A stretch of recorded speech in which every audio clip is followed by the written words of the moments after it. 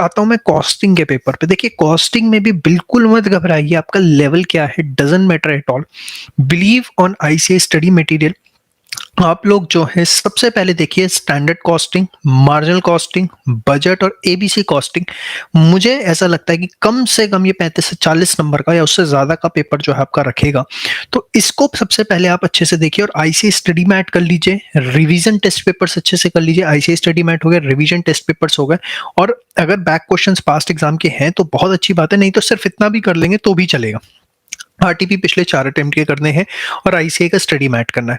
तो ये 4 चैप्टर सबसे पहले आपको स्ट्रॉन्ग करने हैं, उसके बाद जो है रेस्ट ऑफ द चैप्टर्स पे आप आइएगा। उसके बाद क्वेश्चन आता है कि सर स्टैंडर्ड, मार्जिनल, बजट और एबीसी कॉस्टिंग के बाद क्या करें?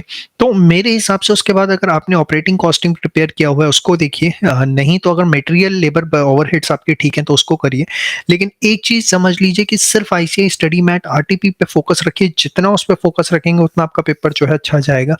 याद रखिए अगर नया क्वेश्चन आएगा ना तो वो सिर्फ आपके लिए नया नहीं होगा, सभी बच्चों के लिए नया होगा। वो किसी किताब में हिंदुस्तान की देखने को नहीं मिलेगा। 5-7 नंबर का पेपर कुछ बाहर से आ जाए, नया आ जाए, बात अलग है। अदरवाइज आप देखेंगे पूरा पेपर हमेशा जो है आईसीआई स्टडी मटेरियल से आता रहा था, आता रहा है और आता रहेगा। तो आप लोगों को कभी भी घबराना नहीं है, सिर्फ पूरी हिम्मत के साथ जो है पेपर देने जाना है और सबसे पहले उन क्वेश्चंस को करना है जो आपको आते हैं।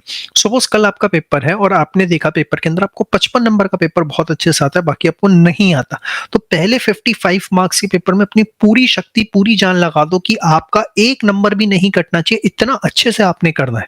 देखो यहाँ पर भी आपको फुल मार्क्स मिलते हैं, पूरी स्टेप मार्किंग होती है।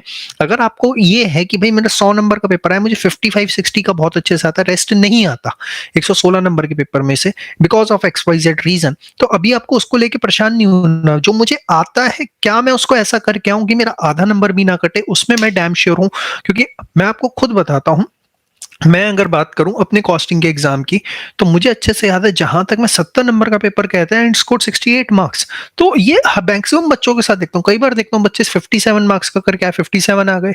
एक मुझे अच्छे से याद है, एक बच्चा था 62 मार्क्स का करके आया था, 62 आ गए। अब जितना भी करके आओ उतना अच्छे से करके आओ, ये बहुत जरूरी चीज है, हर बच्चे को ध्यान रखना है। और प्रेजेंटेशन को लेकर बिल्कुल भी नहीं घबराना। आप कोई भी एक पास्ट ईयर का पेपर उठा लो आईसीआई का, और आईसीआई की वेबसाइट पे सजेस्टेड है, ना मेरे पे भरोसा करो ना XYZ टीचर किसी पे भरोसा करो, भरोसा अपने आप पे करो। इस समय आईसीआई का पास्ट एग्जाम पेपर उठा लो, आईसीआई का सजेस्टेड उठा लो, कोई एक पेपर पूरा का पूरा आप क्वेश्चन देखो, उसका देखो कैसे उन्होंने प्रेजेंटेशन करी है।